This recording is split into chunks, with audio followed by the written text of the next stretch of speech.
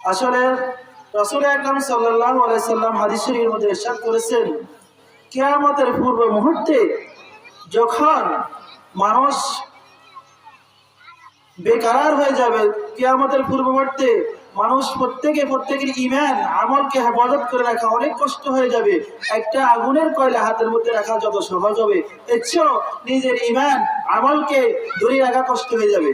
এজন্য সারা পৃথিবীর, সারা দুনিয়ার যত ইহুদি নাসারা আছে, অন্য বিজাতিরা, নাস্তিক মুতরাজরা একসাথ হয়েছে কিভাবে ইসলামকে ধ্বংস করা যায়, কিভাবে ঈমান আমলকে মুসলিম উম্মাহর ধ্বংস করা যায়। এই জন্য তারা বিভিন্ন সিস্টেমে বিভিন্ন কাজ করতেছে সংস্থায়। এই জন্য আমাদের ঈমান আমলকে দুরুস্ত করতে হবে, ঈমান আমলকে হেফাজত করতে হবে। আজকে আমাদের ঈমান নেওয়ার জন্য কাদিয়ানী, হিজবুত তাওহীদ, মওদুদি, এভাবে অনেক সংগঠন আছে আমাদের ঈমানকে নেওয়ার জন্য। তারা ডাকতেছেন, আমরা ওইদিকে না যে নিজের ঈমান আমলকে উলামায়ে কেরামের সাথে সম্পর্ক রেখে, উলামায়ে কেরামের সাথে মুহাব্বত রেখে আলোচনা করে আমাদের ঈমান আমলকে মজবুত রাখবো।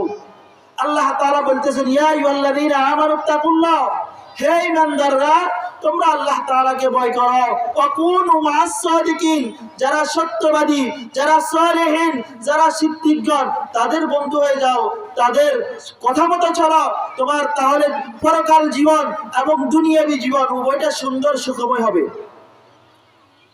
এজন্য আমরা সর্ব অবস্থায় যে কাজ করব, উলামায়ে কেরামের সান্নিধ্যে থাকে উলামায়ে কেরামের পরামর্শ মতো এই কাজ নিজের দিন মতো করব।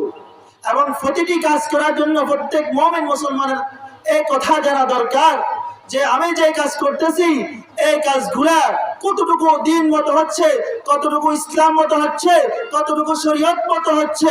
এই কাজের কারণে আমার জন্য জান্নাত নাকি আমার জন্য জাহান্নামে বন্ধ হবে।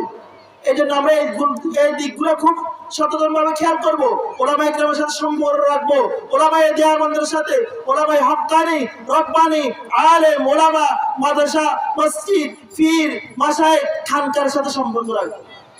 প্রতিটি মানুষের প্রয়োজন প্রত্যেকটা মসজিদের ইমাম খতিবের সাথে, এলাকার মাদ্রাসাওয়ালার সাথে সম্পর্ক রাখা। এবং নিজের সন্তানগুলোকে আল্লাহ তাআলা আপনাকে যে আপনার সন্তানকে আমানত হিসেবে দিয়েছে, আপনার এই সন্তানকে আমানত হিসেবে আপনি আপনার সন্তান আল্লাহ তাআলা আপনাকে যেহেতু দিয়েছে, সেহেতু আল্লাহ তাআলা হুকুম আহকাম মতো দিন মতো আপনার সন্তানকে পরিচালনা করা প্রত্যেকটি মুসলমানদের জন্য ফরজ।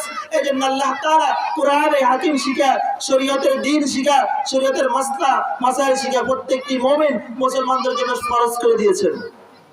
এজন্য আপনারা এলাকার মানুষ, আমিও এলাকার মানুষ, আপনাদের কাছে অনুরোধ রাখবো আপনার সন্তানকে দিন শিখান। আজকে বর্তমানে যে অবস্থা হচ্ছে, বর্তমান দেশের পরিস্থিতি, যদি আপনার সন্তানকে আপনি দিন না শিখান, হয়তোবা আপনার জানাজা উপস্থিত হওয়া তো দূরের কথা, আপনার সন্তান আপনাকে মাটি দেওয়ার জন্য যাবে না, মাটি তো দূরের কথা, আপনার জানাজাও যাবে না। কিছুদিন আগে একটা পত্রিকার রিপোর্ট দেখলাম যে এক শিল্পপতির মা বৃদ্ধাশ্রমে ইন্তেকাল করেছে। তখন সন্তানকে বৃদ্ধাশ্রম থেকে বলা হয়েছে, আপনার মা ইন্তেকাল করেছে, আপনি কি নিতে আসবেন না? তখন ওই গুণধর ছেলে বললো, শিল্পপতির ছেলে বললো যে আমি আসি দেখে যাব, আনার কোনো প্রয়োজন নেই, আপনারা আপনাদের বুঝ মতো দিয়ে দেন। এই কথা কেন বললো? তার মধ্যে দিন আপনি দিতে পারেন না, এটা আপনার সন্তানের দোষ না, এটা আপনার দোষ। আপনার সর্বপ্রথম কাজ ছিল যেহেতু মুমিন মুসলমান, একটা মুসলমান সন্তান যখন দুনিয়াতে আসে তার সর্বপ্রথম কাজ হলো তাকে তার ডান কানে আযান দেওয়া, বাম কানে ইকামত দেওয়া। এরপরে যখন সে কথা বলতে শিখে তাকে আল্লাহ আল্লাহ শিখানো, এবং যখন সে তার মুখ ফুটে তাকে দ্বীনের জ্ঞান, ধর্মের জ্ঞান, ইসলামের জ্ঞান, কোরআন হাদিসের জ্ঞান দেওয়া জরুরি। এজন্য আজকে দুনিয়ার অবস্থা খুবই বিপর্যয় যাইতেছে। আমরা এগুলা দিয়ে খুব ভালোভাবে নজর রাখবো, খেয়াল রাখবো। আর শিক্ষার কথা কি বলবো, আজকে আশ্চর্য লাগে, বাংলাদেশে পর্যন্ত সমকামিতার জন্য আবেদন করা হয়, সমকামিতা শিক্ষা দেওয়ার জন্য তারা স্কুল করে খুলে রেখেছে। এবং এই সমকামিতার যতটুকু পাঠ্য বই করা হয়েছে সবকিছু আমাদের সন্তানকে শিখিয়ে দেওয়া হয়েছে। কিভাবে একজন সন্তান, কিভাবে একজন ছেলের সাথে সম্পর্ক রাখবে, কিভাবে একটা মেয়ের সাথে সম্পর্ক রাখবে। শুধু আমরা শরীফের গল্প জানি এতটুকু না, আরো অনেক শরীফের মধ্যে লুকেই তো আছে। আপনি দেখেন আলিয়া মালসার বইগুলো যদি দেখেন, আশ্চর্য লাগে আলিয়া মালসার বইগুলো কি এক হাল। তাদের পাঠ্য বইগুলোর মধ্যে সব দ্বীনের বিরোধী, ইসলামের বিরোধী, মুসলমানদের বিরোধী, আল্লাহ বিরোধী, নবী বিরোধী, কোরআন বিরোধী, হাদিস বিরোধী। সব ইহুদি খ্রিস্টানরা আমাদেরকে ধ্বংস করার জন্য সব কিছু খুলে রেখেছে। আমাদের এই আশ্চর্য লাগে সরকারি আলিয়া মাদ্রাসার বইগুলোর মধ্যে হারমোনির ছবি, গানের ছবি 2013-তে দেখেছি, 2023-এ দেখেছি যে স্কুলের সরকারি মাদ্রাসার মধ্যে নৃত্য শিখাইতেছে, সরকারি মাদ্রাসার মধ্যে নাটক শিখাইতেছে। কি বেহাই পড়া হতে এতটুকু হতে পারে? এজন্য আপনার সন্তানের সিদ্ধান্ত আপনি নিতে হবে। মেরে ভাইও, আপনার সন্তানকে আপনি কোরআন শিখাতে হবে, আপনার সন্তানকে আপনি দিন শিখাতে হবে। যদি শেষ পর্যায়ে অর্থাৎ যখন বৃদ্ধ হয়ে যাবেন, যদি বৃদ্ধ হয়ে ছেলে সন্তানের খাবার খেতে চান, ছেলে সন্তানের খেদমত পেতে চান, তাহলে দিন শিক্ষার আপনি দুনিয়াতেও লাভবান হবেন, পরকালেও আপনি জ্ঞানী দামি হবেন। আল্লাহ তাআলা দিন ওয়ালাদেরকে, আলেম ওলামাকে কখনো অপমান করেন না, অপদস্থ করেন না। হ্যাঁ, অনেক কিছু পরীক্ষা আসতে পারে, আসবে। নবী রাসূলের জমানা থেকে সাহাবায়ে কেরামের পরীক্ষার মধ্যে পতিত হয়েছে, নবী আলাইহিস সালামের পরীক্ষার মধ্যে পতিত হয়েছে, আমাদের আকাবির আসলাফরা পরীক্ষার মধ্যে এসেছে, তাতে কোনো সমস্যা নাই। এরপর আপনি আপনার দিন সন্তানকে দিন শিখান, আপনার সন্তানকে কোরআন হাদিসের জ্ঞান শিক্ষা দেন, আপনার সন্তানকে মসজিদমুখী করেন, আপনার সন্তানকে মাদ্রাসামুখী করেন, আপনার সন্তানকে নামাজি বানান।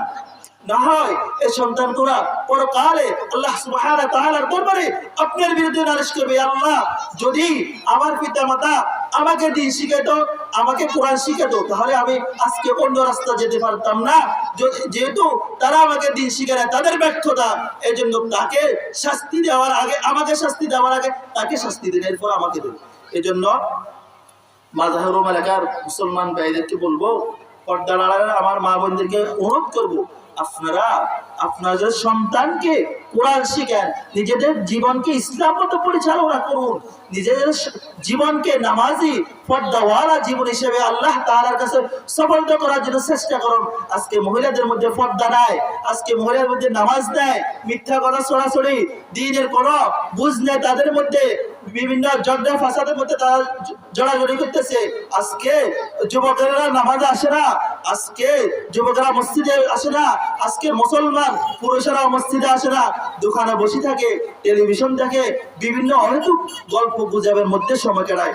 ভাই ও আমার পর্যায়ের মা, ও পর্যায়ের বোন, ও আমার বাবারা, আপনাদেরকে অনুরোধ করব, নিজের জন্য আল্লাহর কাছে মুক্তি পাওয়ার জন্য এই আপনার দিন, আপনার জীবনকে দিন মতো পরিচালনা করুন। আল্লাহ পাক রব্বুল আলামিন আমাদের প্রত্যেককে আমাদের সামাজিক, পারিবারিক, রাষ্ট্রীয় সব জীবনটাকে এই কোরআন সুন্নাহ অনুযায়ী, এই কোরআন নিয়ে পরিচালনা করার মতো তৌফিক দান করেন। ওমা আলাইনা ইল্লাল বালাগ। আসসালামু আলাইকুম ওয়া রাহমাতুল্লাহ।